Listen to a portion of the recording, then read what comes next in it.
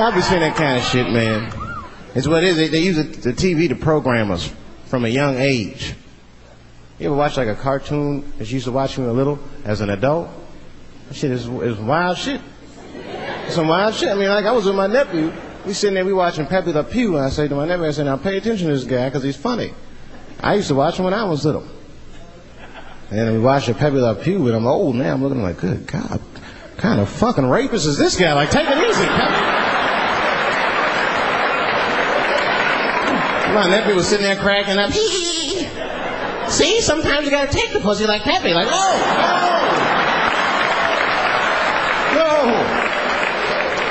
I had to turn the channel real quick. I turned on Sesame Street. I said, oh, Sesame Street. This is much better because now he'll learn how to count and spell. But now I'm watching it as an adult and I realize Sesame Street teaches kids other things. It teaches kids how to judge people and label people. That's right. They got a character on there named Oscar. They treat this guy like shit the entire show. They judge him right in his face. Oscar, you are so mean. Isn't it, kids? Yeah, Oscar. You're a grouch. It's like, bitch, I live in a fucking trash can. I'm the poorest motherfucker on Sesame Street. Nobody's helping me. Then you wonder why your kids grow up and step over homeless people. Get it together, grouch. Get a job, grouch. So don't even tell me how to get to Sesame Street. That is a terrible place. I wouldn't go there if I knew the way. Who would want to live in a neighborhood like that? Fucking 6-foot pigeons walking around. And an elephant that's a junkie. Hi, bird. Yeah, that's right, Snuffy. Hi, bird, I'm sick. I need some smack, bird. Then Cookie Monster with his eyes popping out his head, screaming, cookie, cookie, cookie, like, ugh. What kind of cookies are you talking about? Chocolate chips don't do that to people. And they had the nerve to put a pimp on there. They didn't come out and say he's a pimp, but I know a pimp when I see one. They called him the Count. Had a cape and everything. Look at this singing pimping. Bitch, where is my money? You've been late 4 times, I've been counting. How many times must I smack you before you act right? 1, 2 smacks!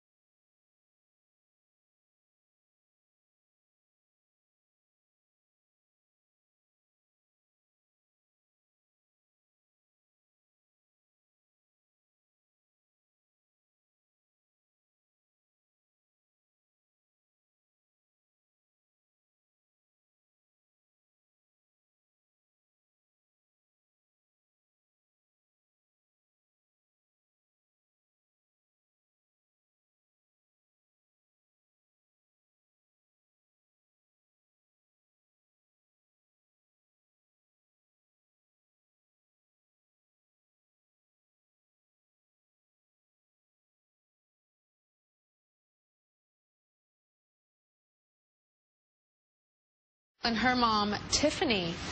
So tell me about this. You don't feel pretty at all. At all. So there's a girl at school and she has lighter skin and light eyes and long hair and all that? Yes. And how do you think her life is compared to your life? I think her life is a little bit better. You think her life is better? Yeah. Why? Because she has light skin and more people come at her. So do you think, you said that you think darker skinned people are ugly? No, it's just what people from my school say. They make me believe that that black people are ugly. That black people are ugly. And so With your daughter saying this is nothing new. I mean, this has been going on in the black community forever. Even though it's not new, it is extremely painful, I'm sure, as a mom, to have your daughter say these things. When she said, did you hear her say that she wants her skin lightened and all that kind of stuff? What does that make you feel like when you hear that? When she says that, it makes me feel that I'm not doing the best job that I can do as a mom. Because I went through the same thing.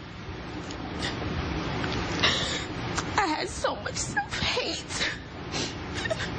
I didn't like myself, and when I heard what she was going through, I didn't think that the same issue would still be going on, and it is. And I'm like, Pearl, you really need to love yourself. Don't I tell you that all the time? Regardless to what people say, you have to love you. And it doesn't change. Because it's hard, and the reason why it's so hard is that even that you're her mother and you love her and you're telling her to love herself, you know, in society it's saying so many different things. Tyra, things have to change.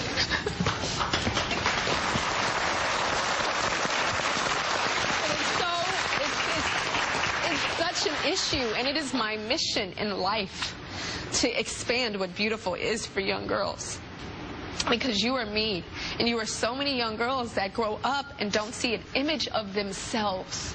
It is all about the media and turning on that TV or opening that magazine or looking at that music video or whatever it is. Because when the media says something is beautiful, what they're telling her is that she is beautiful.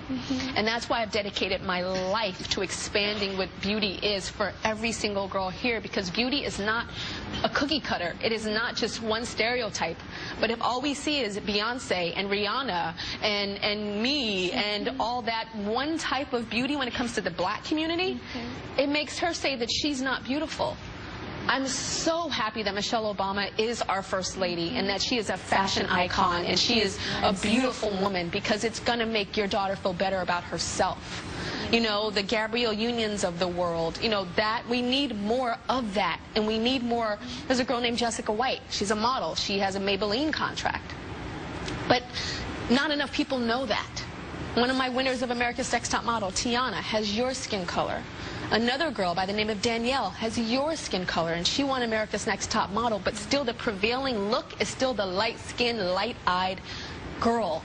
You have to know, baby, that you are so beautiful. All of you girls are so beautiful. There is not one cookie cutter of beauty. Beauty comes in so many different.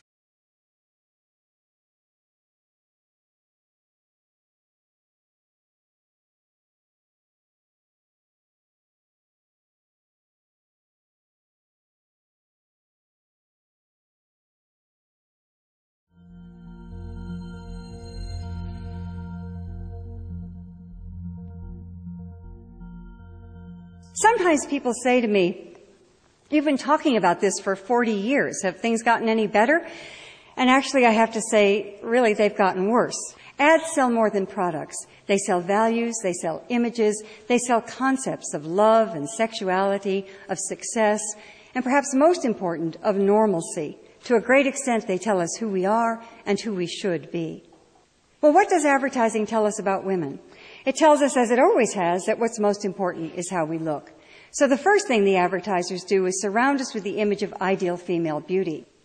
Women learn from a very early age that we must spend enormous amounts of time, energy, and above all, money, striving to achieve this look and feeling ashamed and guilty when we fail. And failure is inevitable because the ideal is based on absolute flawlessness. She never has any lines or wrinkles. She certainly has no scars or blemishes. Indeed, she has no pores.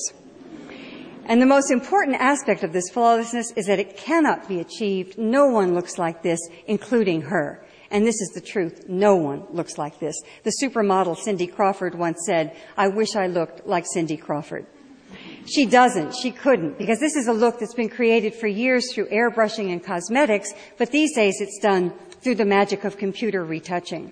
Keira Knightley is given a bigger bust. Jessica Alba is made smaller. Kelly Clarkson, well, this isn't interesting. It says slim down your way, but she in fact slimmed down the Photoshop way. You almost never see a photograph of a woman considered beautiful that hasn't been Photoshopped. We all grow up in a culture in which women's bodies are constantly turned into things, into objects. Here she's become the bottle of Michelob. In this ad, she becomes part of a video game. And this is everywhere, in all kinds of advertising. Women's bodies turned into things, into objects. Now, of course, this affects female self-esteem. It also does something even more insidious. It creates a climate in which there's widespread violence against women. I'm not at all saying that an ad like this directly causes violence. It's not that simple. But turning a human being into a thing is almost always the first step toward justifying violence against that person. We see this with racism. We see it with homophobia. We see it with terrorism. It's always the same process. The person is dehumanized, and violence then becomes inevitable. And that step is already and constantly taken with women. Women's bodies are dismembered in ads, hacked apart. Just one part of the body is focused upon, which, of course, is the most dehumanizing thing you could do to someone. Everywhere we look, women's bodies turned into things and often just parts of things. And girls are getting the message these days so young that they need to be impossibly beautiful, hot, sexy, extremely thin, and they also get the message that they're going to fail, that there's no way to really achieve it. Girls tend to feel fine about themselves when they're 8, 9, 10 years old, but they hit adolescence and they hit a wall. And certainly part of this wall is this terrible emphasis on physical perfection. So no wonder we have an epidemic of eating disorders in our country and increasingly throughout the world. I've been talking about this for a very long time, and I keep thinking that the models can't get any thinner, but they do. They get thinner and thinner and thinner. This is Anna Carolina Reston, who died a year ago of anorexia, weighing 88 pounds, and at the time she was still modeling. So the models literally cannot get any thinner. So Photoshop is brought to the rescue.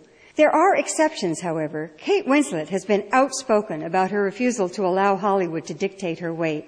When British GQ magazine published this photograph of Winslet, which was digitally enhanced to make her look dramatically thinner, she issued a statement that the alterations were made without her consent. And she said, "I don't look like that, and more importantly, I don't desire to look like that. I can tell you that they've reduced the size of my legs by about a third." Bless her heart. So what can we do about all of this? I knew that I looked very different from everybody else. I knew that, from what I knew to be beautiful or pretty, that wasn't what you saw in the mirror. that was not, that's not equal what I saw in the mirror. So it's not so much about necessarily just a droopy eye. It's also about wanting to look more Caucasian. At that age, I wanted to. As I matured, as I got older, I started to feel more comfortable about myself.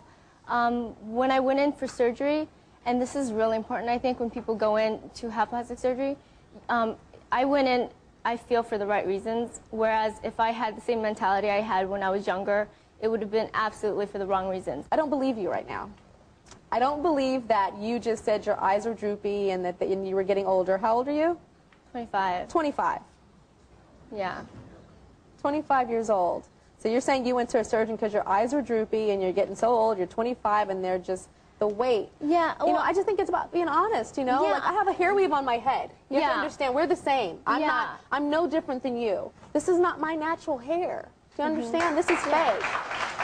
And I understand and take full responsibility and know that this is because everybody in America and everybody in the world doesn't think that my natural hair is beautiful.